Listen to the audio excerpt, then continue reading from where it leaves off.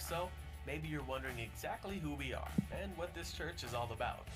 Well, we'd like you to know that we're a group of ordinary people who are on an amazing journey together, following Christ. Our guide is the Bible because it's the divinely inspired Word of God, and it will never take us in the wrong direction. Along the way, we hope you'll see that we are welcoming and spiritually passionate, and that getting to know you is a big deal to us.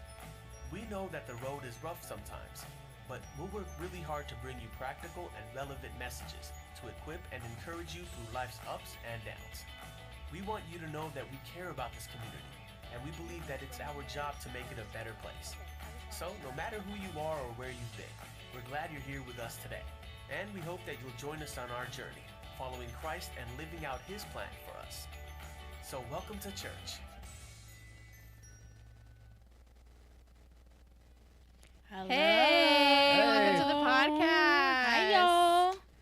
So, today, It's a very special episode. yes, Very it special is. And glad you tuned in today because, What color are we wearing? ooh, Right. I feel pure. I do. Right? I really do. I So, feel what are pure. some things that people wear white for? Ooh, what's it called? They throw rice, and they have those sparklers at the end. Oh, right, a wedding, Yes. marriage. Yep, people wear white to Holy weddings. matrimony. The bride usually wears white to weddings, but sometimes if you have a terrible mother-in-law, she'll wear white too. But Don't do that. Why I would wanna you talk do about that? Why would you do that? some people do that. But to help us talk about Marriage Matters, we have two of the people that help run the Marriage Matters part of our church. We have the Walkers. Yes, give it up, y'all. Go ahead and Yay. introduce yourselves. All right, well, I am Kelsey Walker, I'm Mario Walker. and we run the Marriage Matters group, and we have definitely been married, which is why I think we sometimes feel qualified to run that group. I don't think we did last time. No, I think we did bubbles. We did bubbles. That was because so it's old cheaper. school of me to say. Come on, Kim, for real. That's crazy. That was so you said old. rice, and I said what? That was It's so not- old it's not school to good for the me. birds. It's not. See you there? trying to hurt the birds. There I go again. Ugh, it's okay. I know You it. got it. It's That's fine. that We love you movies. still. It's the movies. We love you still. It's okay. Okay. So how long have you guys been married? This year was our 10th year anniversary. We've been together for 15 years. A whole decade Wow. married. wow, That's so good. nice. That's really good. Love that. 15 years ago on campus, she saw me. She couldn't resist me. And I couldn't tell her no. Okay. All right. Go ahead. I love how men retell the story, and it was like she couldn't keep her hands off of me. Like, sir, you were the one that called me 15 times. All right, wait. Hold on. All right, hear me out. As men, we gotta like build each other up a little bit. Hear me out. But But it's true. Okay. Oops. Drop spike. I was like, oh, he has potential, so let's make this happen. I was Ooh. also, I had hair, I had more muscles, less fat. So I don't think I could see you with hair because I've only Yeah. ever seen you without. What did he Yeah. look like with hair? I mean, that with hair, but it's just, I don't know, it's hard to imagine. Maybe we'll pull out pictures Nah, later. Ooh, Back I to would love your to old see. playing pictures. no. You got the fro, the. No, I couldn't. I never wanted to have the fro because I never wanted to maintain it. I respect that wholeheartedly. I'm low maintenance on that. I had a fro one day. I'm like, no, I'm not with this. Cut it off immediately. Like my guys grew up, they were all in the Allen Iverson braid era. I was like, no, I'm not, I can't get through that little ugly phase with the. Ouch. do it. Ouch. Do it. Well, please tell the people how you guys met. Of course. So we kind of touched on it. We definitely were on campus, so we both went to SMU in Dallas. He was actually a senior, and I was a freshman. Ooh. Robin's a So, cradle. I know. Ooh. Right? I actually had a problem with that for a long time, actually. Robbing cradles? No. Yes, especially definitely Robin Cradles. But It's gonna be a good episode, y'all. Buckle up. But no, I had a hard time for a while because I was turning 22 Mm-hmm. when you had just turned 18. 18. Mm-hmm. Yeah. And what's even harder was when she came to school, she has two older sisters who also were on campus. Her middle sister and I started at SMU together. So I knew them, and I just thought of her as her like their little sister, but she didn't think of me as just their older sister's friend. Oh, I got a question as far as the sisters. How did the interrogation go? It wasn't any interrogation because He's a good guy. I'm a very good guy. I am naive. I don't pick up on hints very well. So she had to like literally hit me with like a ton of bricks before I was like, oh, you actually like me. No. All right, here's my thing though. I'm not with the signs either. Just tell me. Yeah. Women like the chase though. Like Yes, we we want to do. give you the We subtle do. hints so that way you can like catch up on it, Yeah, but and I it makes it. Personally, like all that, we can just go for it. I was Okay, ahead but- of the B2. You was not gonna be. No, but I'm just At saying, all. like, there's times where, like, maybe I want you to be like, I throw out hints because I want it to be my husband's idea and not my idea. Mm. And so sometimes that's what women do. Like, I'll be like, man, you know what would look really nice here? Some flowers. I'm not going to tell my husband, go buy me flowers. I Oh, want yeah, it to be okay. his idea. Then don't expect flowers. Just don't Ouch. You're right. Exactly. You're don't right. expect them. There you go. Yeah. You're right. Yeah. So, how did you know that she was the one and you wanted to propose? You know, one of the things that really stuck out to me was her drive, her goal orientedness. Like from the time I met her, she said, "Hey, I'm going to be a doctor. I'm going to do this, and you can either go along for the ride or somebody else will." And so I love the fact that she was just so goal oriented, so driven, and honestly so straightforward with like a lot of her emotions. Like I never had to really guess. And to be honest, I was 22. I was in the best shape of my life. I looked good. I'll be honest. Okay. Hey man, listen, I respect that. Respect.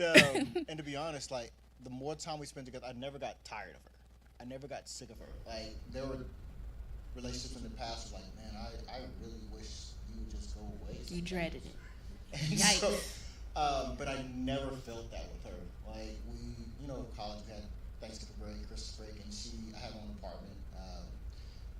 By the way, I could not afford SMU. I was on a football scholarship, so we had a stipend. That's how I had my own apartment. Disclaimer. Hey, that's There a you blessing. go. Disclaimer. You was blessed, man. Blessings Disclaimer. on blessings. And so she spent Christmas with me and New Year and Thanksgiving with me, and I was like, "You're in my space a lot, and I actually don't mind that." And so when I realized about a year and a half, maybe 2 years in, I started asking questions like, what would you, if I asked you to marry me, what would you say? So I don't do rejection very well, which is why I also don't take Just hints very well. hypothetically, if there was a ring and I asked a question, what would your answer What be? would your And answer be? it was no. Ooh. Dun dun dun. But- Ooh. But I had a reason. So for me, I would said that I am 4 years younger. And so I said I need my name on a diploma before it's on a marriage certificate. Mm. Oh, that's Ooh, real. that's good. I like that. I like She it. said I had a plan. I man, for the like topic. it. So the day after graduation, did you ask her? At her graduation. The day of graduation. Whoa! Whoa. Hey, You let had me a tell y'all plan. something, fellas. Hey, sit on. Hey, I like that. Yeah. So no, I what's crazy is I conspired with her roommates. So one of her roommates and sorority sisters knew that, hey, I was like, okay, kind of pick out what type of ring she may like. What would she think about? Wow. And so I had the ring for like a month and a half, 2 months before I proposed. And so on the day of graduation, we went to dinner with her family. Well, was it lunch? It was, I don't know. It was right after Dinner, graduation. whatever. Dinner-ish. And I proposed to her right at what were the Papados, yeah. Papados? Oh yeah, that's And good. again, That's good. broke. Yeah. So her dad paid for the dinner.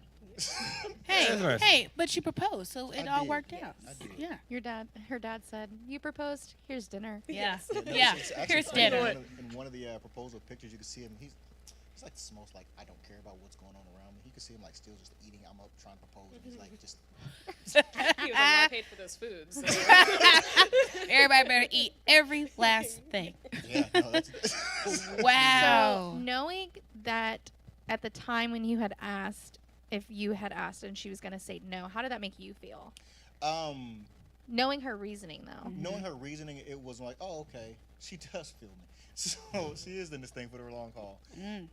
But it was more so like, okay, I can respect that. It actually made me want to. It even kind of more solidified that this was the person for me, because she's, again, I like the fact that she's changed what type of doctor she wanted to be, but that this end goal never changed. And so I was like, you know what? I can seriously see ourselves as having a future, having a family, things of that nature. Wow. I'm touched. I really That's am. I really am. I got That's a question. beautiful. Being with her, did it make you have to like reevaluate yourself as a man? It's like kind of you had to change some certain things about yourself. Not so. It was interesting. At the time, we had a sports psychologist on the team, and at the time, you couldn't told me I wasn't going to be a therapist, and so I always knew every therapist needed to have a therapist, and so I had already started seeing our team therapist, talking to her. I'd been talking to her for like a year and a half, so I'd already started working on myself. And so I knew that there was a lot of things I had to change, a lot of stuff I was trying to work on, a lot of issues I was dealing with. And then right after I graduated, and I started fun fact, I was in graduate school to be a counselor for a year and a half. And so one thing they don't tell you, and when you're going through the schooling, is literally every class you're going through therapy yourself. And so you have to essentially retell your story, work on yourself. So I was working on myself along the way. Now it's not to say I still haven't had to face some things and admit to myself that, she's a mirror sometimes. She sees stuff in me that I don't see, and so I'm still constantly working on myself. Like literally last week, or earlier this week, we were sitting talking, goal setting, vision casting, stuff like that. And and she brought some things to my attention. I don't like that. I don't care, but I need to work on those. So stuff like That's that. real. Yeah. It's a lot of working on myself. It's honestly a lot of working on each other, working on ourselves. So y'all never had to separate to work on yourselves. You guys were still together while working separately. And I'll talk on that because, and that was part of, I'm very candid. I'm very this is how I'm a shoot from the hip type person.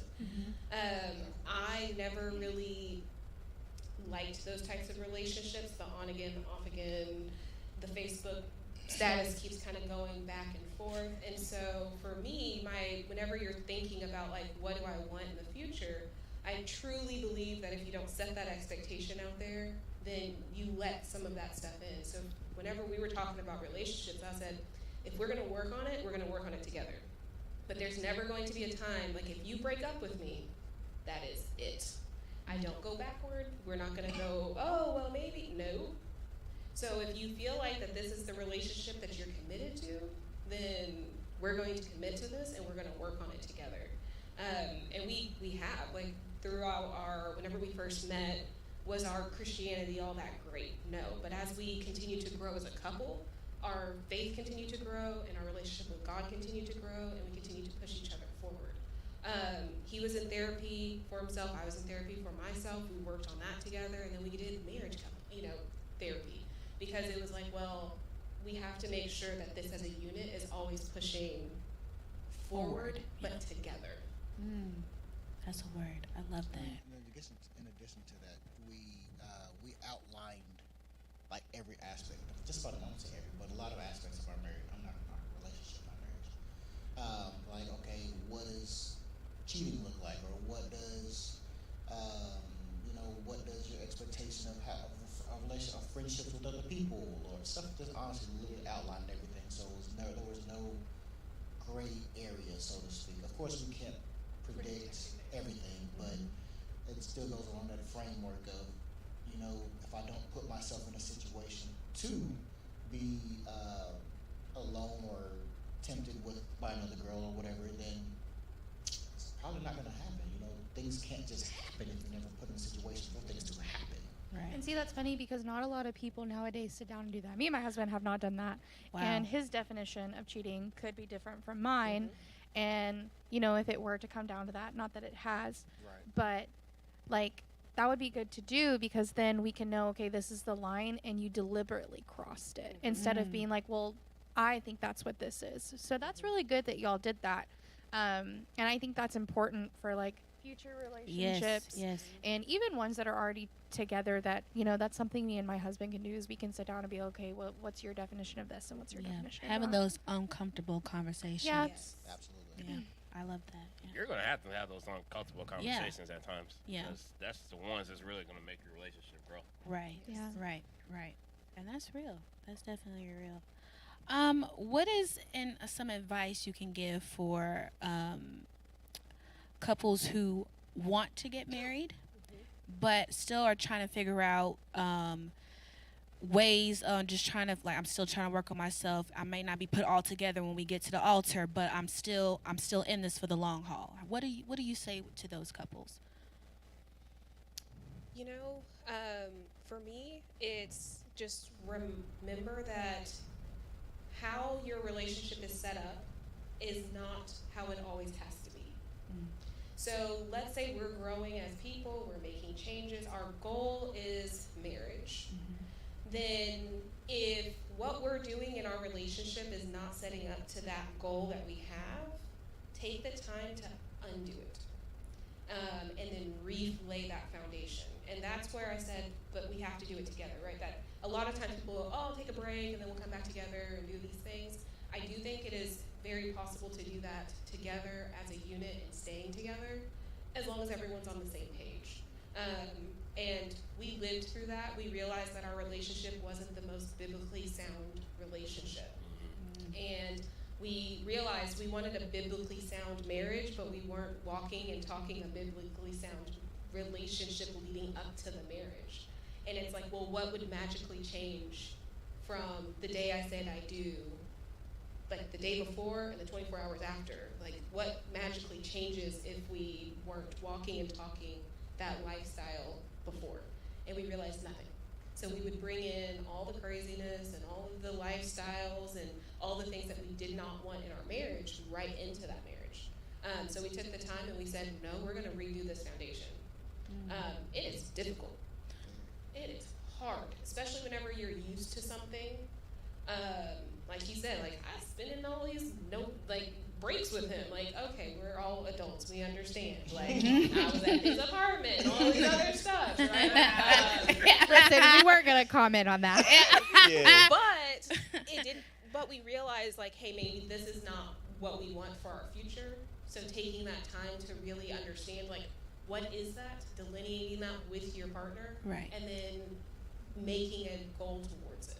I think in addition to that, it's if you're both committed to it, then you can work through it together. I think that's the biggest misconception in a lot of it's like, okay, well, if this is the goal that truly both of you have, and you're both committed to marriage being the goal, because that's step one, is identifying if y'all are not on the same page, or hey, I'm out here trying to have fun and you're trying to find a husband or a wife, then this is going to be a setup for failure to begin with. Right. I can be working on myself all I want to present myself as the perfect spouse, but I don't want this person may not even want a spouse, or might even have the same philosophy on anything that I have. So step one is figuring out where's it going, and then, or if we're both committed to it, then make, like Kelsey said, let's work on the foundation, and then let's push forward. Wow. So Yeah. I know you guys have kids. How did that change your marriage? Everything. Everything. Hey, keep it real, man. And it changed with Keep each it real. one. And it changed with each one, because each kid we were in a different season. And I And think each kid has different needs as Yeah. well. And so that's, Kelsey kind of alluded to this, and then it made me think about it. Like, we all know, well, most of us know about the 5 love languages, stuff like that. But what the book probably doesn't say a lot is as you grow together and as your life changes with each kid or with each milestone, your love language might change. I mean, I still don't like to be touched, but actual services are still high up there on quality time. It's still up there. It's just quality time looks different now. But with each kid, like, relationship changed tremendously, because now we're caring for it. We're starting to honestly, it's like juggling. right? In the beginning, it's just 2 balls in the air. I got to worry about her and myself. Well, now we throw in another ball. This ball, we have no idea. First time, we have no idea what this ball is going to do. Like, this ball is crazy, right? And then so we kind of figure out, okay, well, what's going on this ball? So we got another rhythm, we got a thing going, and so we throw another ball in there, right? Well, now we're trying to figure out how to work those 3 balls. Now we're adding another ball, and that ball was colicky and didn't sleep. And so, and then she's that was end of middle school. So she's going through a different season. Her personally, I'm going through a rough time. I just had a second or third failed business, so I'm like, okay, I'm mentally struggling myself. And so now that's okay. Well, now these 2 balls are going. Well, is the foundation is kind of rocky now. That was probably the hardest practice we've ever had in our marriage too. Yeah. And then it was like, okay, well, now we got a new rhythm. Things started changing. I got a different career change. She started. We're actually training. Then the pandemic happened. We got bored. And then we threw another ball in there. So Y'all said the second one wasn't hard enough. Well, he got to 4 years old and started sleeping through the night, and then the amnesia hits of, there's still labor and a birth and a whole nother baby that does not sleep. You know, God does that on purpose, I feel like. We just start to forget the realistic life it was having a newborn. But for me, I think that whenever it's just you and the other person, the roles are very clear as well. And like we said, you set up the expectations. Yeah, this is how I love on you. This is how all this happens. And so you can just kind of coast with that. Whenever a child comes in, like, my role and my identity also changed. And so it's not just me taking care of me, and then I have this husband, okay, I gotta cook and clean, sure, whatever, we'll work that out. It then turned into, hey, there's a whole other human who also needs my time and attention. How do I do that yet not forego him? Because it's so easy to get focused on this little human who needs you for every single thing that you forget the person who can wipe their own butt still needs love and still needs attention and still needs you as a partner. And then, of course, again, you keep adding in more children, and it's so easy to get lost. And I think that that's why a lot of marriages, like, they get the last 18-year-old out and then they divorce. Because they're just like, I don't even know who this person is. I'm mom, and that's dad. But are we husband and wife anymore? And so it takes a lot to just kind of go, no, wait, hold on. I am still this person's spouse. That's where the emptiness comes in. Now that makes sense. I mean, in addition to all of that, it's like, okay, well, I'm still partner to her. It's kind of, Pastor kind of alluded to this in church. It was like, well, and when you take out all these different things, I still have to have my relationship with myself and with God. So it's still finding time to figure out. It is very easy to lose yourself and figure out in marriage and work and fatherhood and all these different roles that you play to forget who am I. And I think I've done that quite a few times, especially. Excuse me, I was perfectly fine until we started recording. It's the nerves. It is, I guess. I mean, I've had that struggle with her having such a clear goal in sight for herself. I've kind of had the lifestyle of Moses wandering through Egypt. Like, I'm Peter Pan. I don't know what I'm going to be when I grow up. So, so I've had that struggle of like, okay, I know I'm dad, I know I'm husband, I know this, but who am I? And it took me, honestly, until my early 30s to be comfortable enough with, I am weird. I have quirks. I am who I am, and I just accepted who I am. And honestly, I don't care what you think about me, right? And so it's like, okay, well, just remembering who we are in ourselves, but also remember that we're together. I mean, as long as we're together, then we can still face anything together. So speaking on that you were saying that you had lost sight of yourself. With you guys having 3 kids, your career, I'm not sure what you do, I'm so sorry. Don't worry about it. I don't either. How That's do real. you guys find time to tune into what you like by yourself individually? Like whether it be going out or, let's say that, one of y'all, you don't like to be touched, right? Most of the time. So how do you navigate finding time for like you? And I'm not sure what your love language is. It's touch, which is hilarious. That's Oh, hilarious.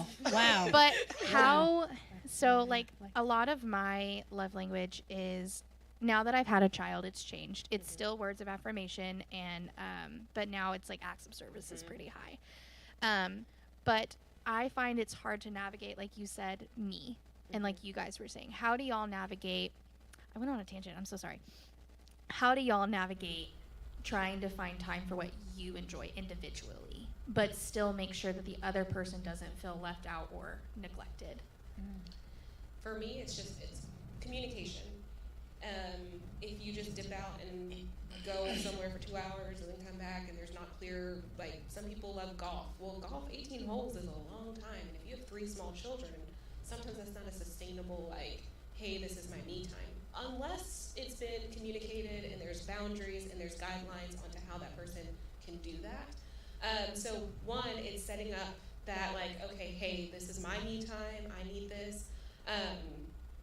And mine keeps changing, to be honest with you. And that's usually just because, like, with my career, so becoming a medical doctor, there's a lot of it, like, any free waking time was studying. Or, like, I gotta be in the books. Like, and I would forego even my own health and sanity for that goal. And so sometimes he would have to come in and go, like, girl, what do you, like, you need to, like, lay down and go to sleep. And so people would be like, what's your favorite pastime? I was like, sleeping. What are you talking about? See, that was mine. Like, I'm okay just to sleep. Mine. Like, fully, 100%. Like, if you want to just go take the kids for an hour and I will go nap, I am happy. That is me. You don't even have kids. I know, but I'm tired. I'm tired. Tired of what? I'm just tired. Sorry, Life, what? life be life. That's it. That's it. No, but I gotta go back to what he said, Uh-huh. because I'm in a season where I am rediscovering myself. That's what I'm gonna call it. Discovering who I am as a person. Because at the big age of 26, I still don't, still somewhat don't know. Kind of going back to the conversation I had with my girlfriend in the car one day. To kind of just reaffirm who I am. And it was a really special conversation. Hey, you maybe have some quirks with you, but hey, you're still a good person at the end of the day. So that's really touched my heart. I will say, really touched my heart. No, So you never know. I was listening to the podcast. I mean, to y'all interview before, and something that.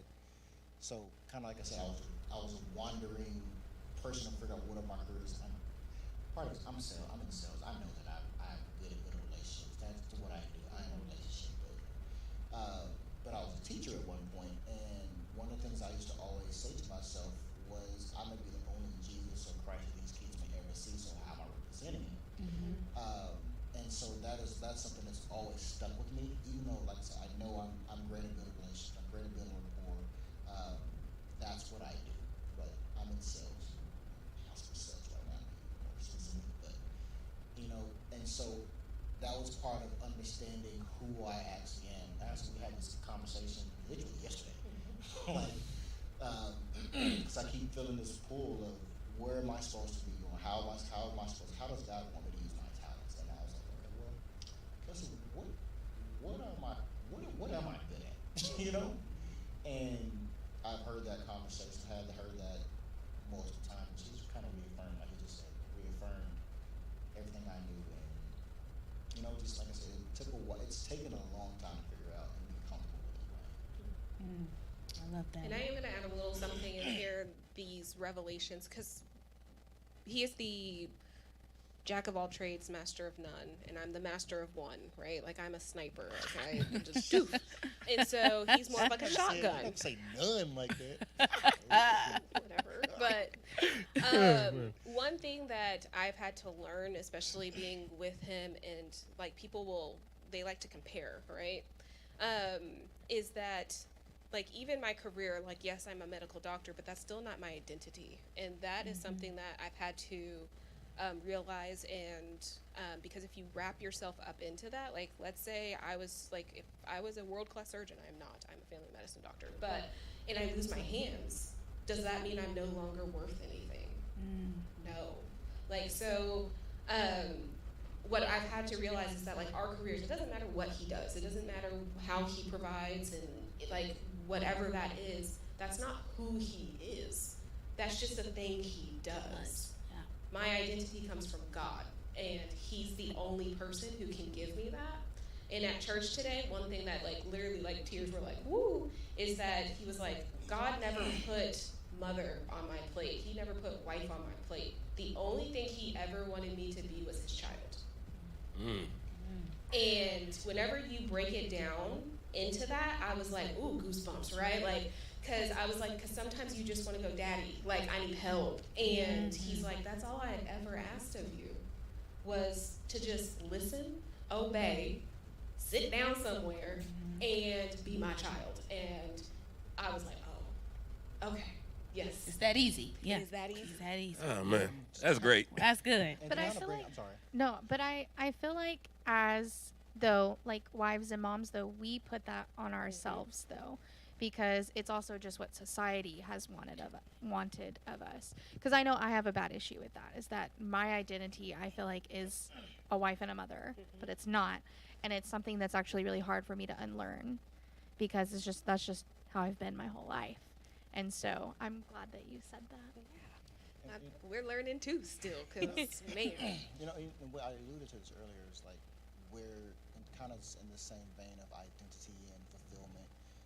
One of the hardest parts of our relationship was after our son was born, our second child was born.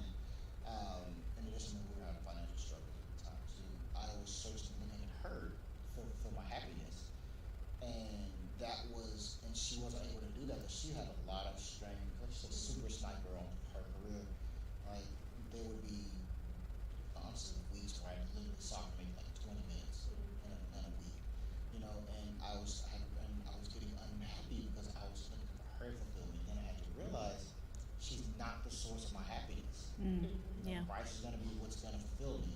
Christ is gonna be what's gonna keep me going, and that's one of the, again, it goes back to that's my identity. That's who's gonna fulfill me. That's where I have to hang my hat on. Is I am Christ's child. That's it.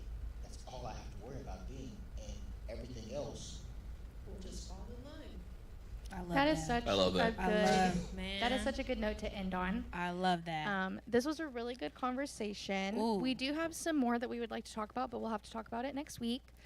But we do want to thank the Walkers for coming. Yes. Again, introduce Yes. yourselves. I'm Kelsey Walker. and I'm Mario Walker.